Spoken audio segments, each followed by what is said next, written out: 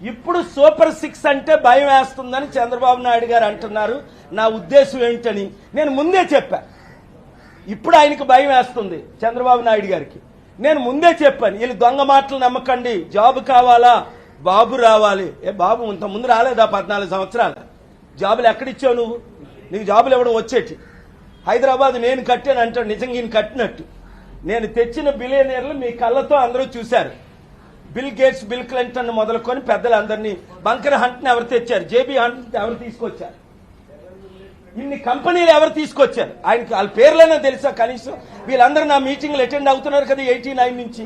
కనుక అప్పుడు వాగ్దానాలు ఏమని, మేము మీకు భవిష్యత్తు నా గ్యారంటీ అన్నారు. అంటే మళ్ళీ జైలుకి వెళ్లకుండా ఉండడానికి ఎన్నో వాగ్దానాలు చేశారు. అయినప్పటికీ వీళ్ళు జైలు జీవితం తప్పదు. ఇప్పుడు ముఖ్యమంత్రిగా ఉన్న జైల్లో ఉన్నట్టే. ఇచ్చిన వాగ్దానాలు నెరవేర్చిన వాళ్ళు జైల్లో ఉన్నట్టు. నేను ఫ్రీగా తిరుగుతున్నా. ఎందుకు? నేను ఇచ్చిన వాగ్దానాలు ప్రతి నెరవేరుస్తున్నాను. ఆగస్టు 8ని ఇప్పుడైనా సరే మోదీని ఎంత ఘోరంగా ఆయన తిట్టారు. టెర్రరిస్ట్ అన్నారు, పెళ్లి చేసుకొని పెళ్ళాన్ని పోషించలేనని అన్నారు చంద్రబాబు నాయుడు గారు. ఎంత ఘోరంగా!